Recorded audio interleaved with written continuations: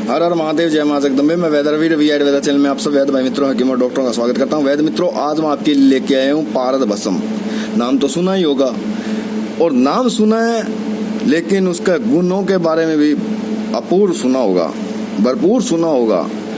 लेकिन आज मैं ऐसे कुछ 2-4 वीडियो देखी और किसी ने मेरे को भेजा, बोला भाई साहब आप पारद के बारे में कोई बताते नहीं है।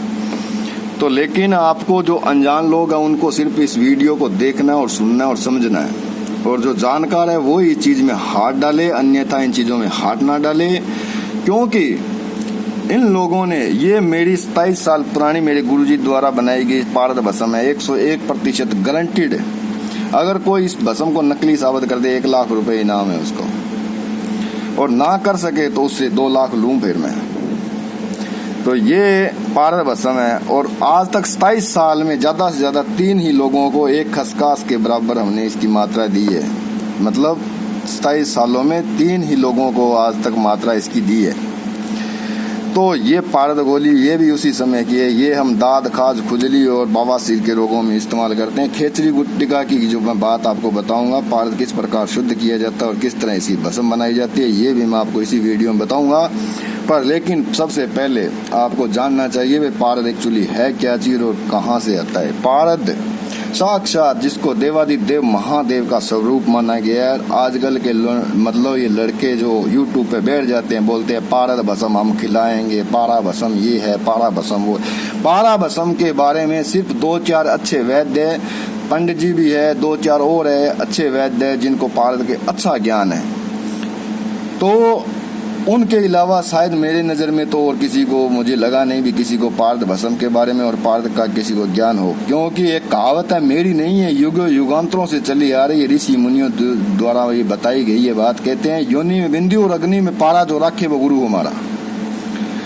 तो और आजकल के ये लड़के कहते हैं नपुंसकता, नामर्दी, दांत सपन दोष, सब शीघ्र पतन में और शारीरिक कमजोरी में आप पारद भस्म आप खाओ, ये हो जाएगा वो। अरे यार महामूर्खों, कौन बताए पारा भस्म खाने के लिए अगर कहीं से भी कच्चा रह गया और किसी ने पारा भस्म खिला दी और कच्चा पारा किसी ने खिला दिया, अगर किसी ने देखा होगा पारा खाया हुआ, तो वो अपनी आने वाली 1000 पीढ़ियों को ये याद लिखवा कर जाएगा। बोले जो मर्जी काम कर लेना, हजारों चीज खा लेना, पर पारा के पास, पारद के पास कभी मत जाना और कभी खा भी मत लेना।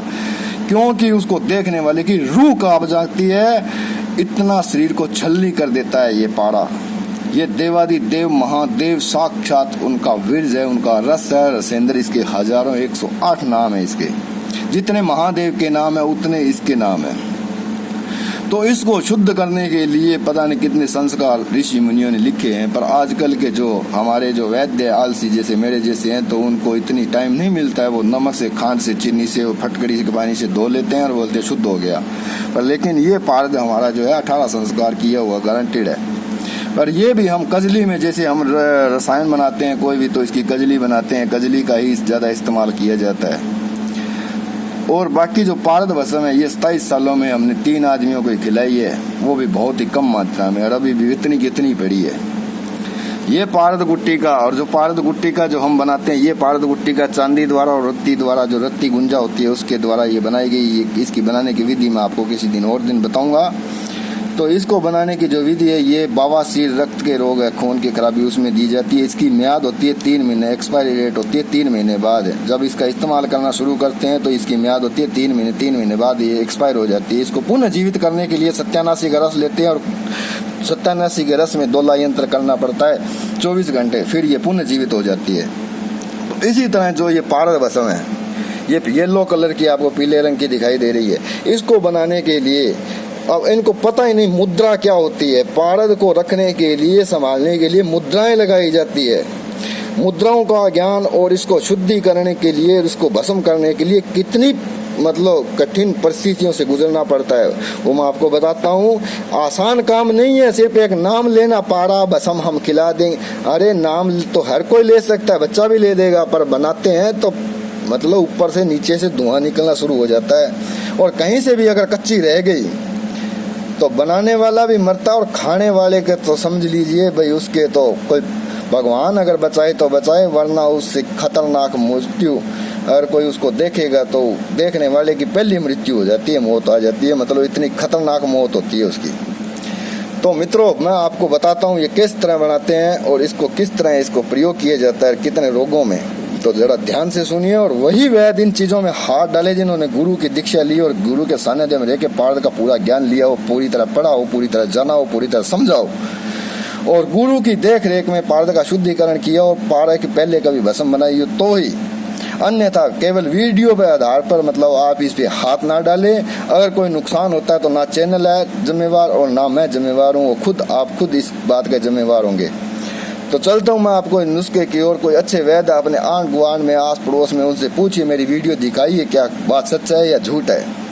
बात कहूँगा 100 आना 101% सही कहूँगा। अगर अच्छी लगे तो लाइक करना, ना कर कोई बात नहीं। तो मित्रों, ये किस तरह बनाना, आपने पारा लेना 25 ग्राम शुद्ध 18 संस्कार किया हुआ पारद लेना आपने। अब क्या करना है, पारे को एक दिन 24 घंटे धतूरे के रस, काला धतूरा जो नील धतूरा होता है उसके रस में 24 घंटा खल करना है। रस खल करके पानी से धो लेना है। धोने के बाद दोबारा आग के रस में फिर से खल करना है, फिर धोना नहीं है आपने। अब क्या करना है, फूंक मार के उसका जो रेता होता है वो उड़ा देना है, पारा अंदर रख लेना है। वो वैसे गांठ सी तो वैसे ही बन जाएगी, पर आपने थोड़ा थोड़ा जितना उड़ता उड़ा दीजिए। अब एक आपने गिलास लेना है कांच का, जिसमें 1-1.5 लीटर मतलब पानी दूध आ जाए।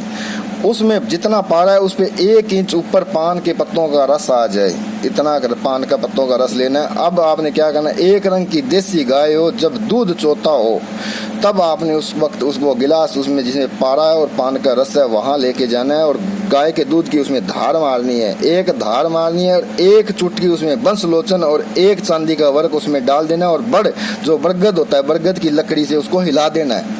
ताजा बड़ की लकड़ी लेनी है।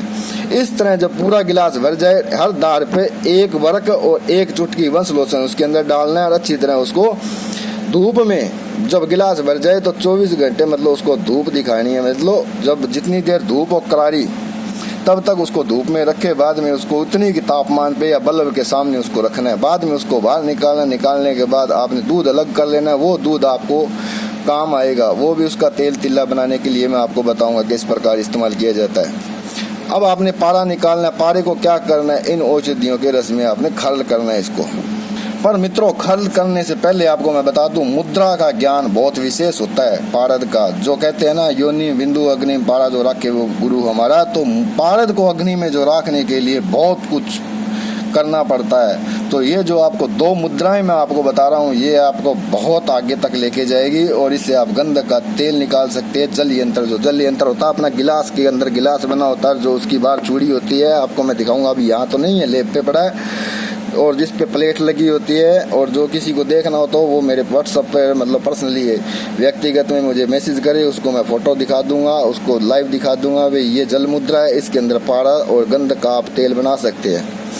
तो आपने क्या करना है, इन जड़ी बूटियों का रस लेना है। सफ़ेद आग का दूध, ये पहले दिन आपने इसको दूध आपने 25 ग्राम जो आपके ये 25 ग्राम जो पारा है, पहले दिन इसमें इतना दूध लेना है कि 1 इंच दूध आ जाए आग का। ये इसमें आपने खरल करना है दूध। फिर इसी में आपने विष्णु कांता का रस डालना है, जिसको अपराजिता कहा जाता है। इसी का जो सफ़ेद जो अपराजिता होता है उसकी रस लेना है आपने। इसका रस में आपने इसी के अंदर डालना है। अब आप बंदाल डोडा, जो हम पीलिया में जिसके नशे देते हैं, पीलिया जिसको तिल्ली बढ़ जाती है, उसमें बंदाल डोडा देवदाली, जिसे मतलब कांटेदार से एक जैसे होता है, करेले की तरह होता है। करेले पे तो मतलब ऐसे थोड़ी फुंसियाँ सी बनी होती है, उस पर कांटे होते हैं बंदाल डोडे पे, उसका रस लेना है। और नीले फूल वाली हंसपति और दोनों इंद्रायण, खट्टा और कड़वा, इनका सबका रस निकालना है। रस निकालने के बाद इस 25 ग्राम को खूब खरल करना है। ये आपका गोला सा बन जाएगा। गोला बनने के बाद आपने इसको सुखा लेना है। और इसकी जो स्पेशल कुठाली आती है, जो जहाँ पे साइंस का लैब का सामान मिलता है, वहाँ पे चीनी की एक चूड़ीदार कुठाली आती है, वो कुठाली आपने लेनी है। और इसकी इसी की मुद्रा, अगर ये कुठाली ना मिले तो आपको ये मुद्राएं बताता हूँ, इसी की आपने कुठालियाँ बनानी है। और दोनों का मुंह बिल्कुल संपुट रहना चाहिए और इसी की मेन मुद्रा करनी है और इसी से संपुट करनी है और इसी से आग देनी है। मतलब आग आपने पाथियों की देनी है, सॉरी। अब करना क्या है, आपने डाब की राख, जो डाब जो सफ़ेद दूब होती है, डाब की राख आपने कर लेनी है। 2 भाग यानी 200 ग्राम। दीमक की बाम्बी जो खेतों में बन जाती है उसकी मिट्टी आपने लेनी है 1 भाग यानी 100 ग्राम। लोहे का बुरादा, उसको लोहे को बार बार गर्म करना है, पत्थरे को त्रिपले में बुराना है और त्रिपले के नीचे जो बुरादा बैठता है उसका टिक्की खूब बारीक बनाना है और उसको 1 फुट आग देनी है, मतलब भस्म राख बना देनी है उसकी। ये आपने 1 भाग। और खड़िया मिट्टी और गेरू मिट्टी ये दोनों 1-1 बराबर मिला के और इसको खूब बकरी के दूध में आपने इसको खल करना, लुगदा सा बना लेना है और इसकी मतलब आपने कुठालियाँ बना लेनी है। इसी को थोड़ा पतला करके इसकी मेन मुद्रा कर देनी है तो पारा बाहर नहीं निकलेगा। दूसरी मेन मुद्रा आपको बता रहा हूँ, आग का दूध, बड़का दूध और गुल्लर का दूध ये बिल्कुल बराबर मात्रा में, इतनी मात्रा में आपने लेना है। पीपल की राख और चुंबक जो होती है, मैग्नेट होती है, इसका मैग्नेट का इतना बारीक पाउडर हो जो खल किया हो, बिल्कुल रेखाकण हो, ये भी आपने बराबर। उड़द की दाल का आटा ये भी इतना बारीक हो कि बिल्कुल रेखाकण हो। इसमें डालना अलसी का तेल इतना कि ये मतलब लुआब सा बन जाए।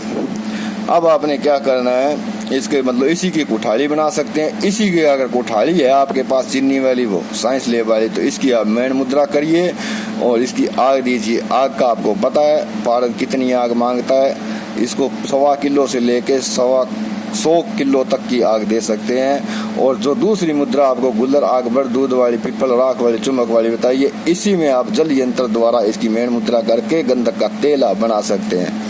तो इसी के साथ मिलते हैं अगली वीडियो में, तब तक बने रहिए मेरे साथ। हर हर महादेव, जय मां जगदम्बे। एक और मैं आपको जो पारद गुट्टिका है, जो खेचरी मुद्रिका जिसको बोला जाता है, उसकी विधि मैं आपको बताऊंगा जो किस प्रकार बनाई जाती है, कितनी देर दूध में रखने से उसको मतलब कितने रोगों पे काम करती है।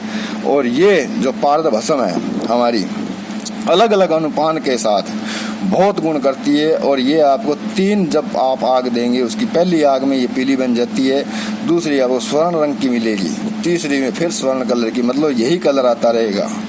फिर आपको परीक्षा करने का तो जो वैद्य है उनको पता है किस प्रकार परीक्षा की जाती है, क्योंकि मैं थोड़ा सा पर्दा रखता हूँ, जानबूझ के रखता हूँ। वो इसलिए रखता हूँ क्योंकि कोई अनजान आदमी केवल वीडियो देखकर वो घर में इन चीज़ों से पंगा ना ले, और क्यों आप खुद मरता है और दूसरों को मारता है, इसलिए मैं हर चीज़ का थोड़ा सा पर्दा रखता हूँ इन चीज़ों का। खास करके जो जानकार है वो मेरी बातों का इशारा समझ गए हैं, जो अनजान है उनको तो पास बैठ कर मैं करवा दूँ विद्या तो भी उनको समझ नहीं आएगी, तो बताने से उनको कैसे आएगी। तो इसीलिए मैं आपको बता रहा हूँ कि केवल वीडियो के आधार पे आप इन चीज़ों में ना डालें। जिन्होंने गुरु दीक्षा ली है, गुरु के सानिध्य में रहा है, जिन्होंने पारद का पूरा ज्ञान है, वही इन चीज़ों में हाथ डाले। अन्यथा इधर उधर से सुनाकर कोई भी दवाई, कोई भी औषधि बिना वैद्य, बिना डॉक्टर, बिना हकीम के, चिकित्सक के परामर्श की कोई भी आप ना लें। तो मिलते हैं अगली वीडियो में, तब तक बने रहिए मेरे साथ। हर हर महादेव, जय मां जगदम्बे।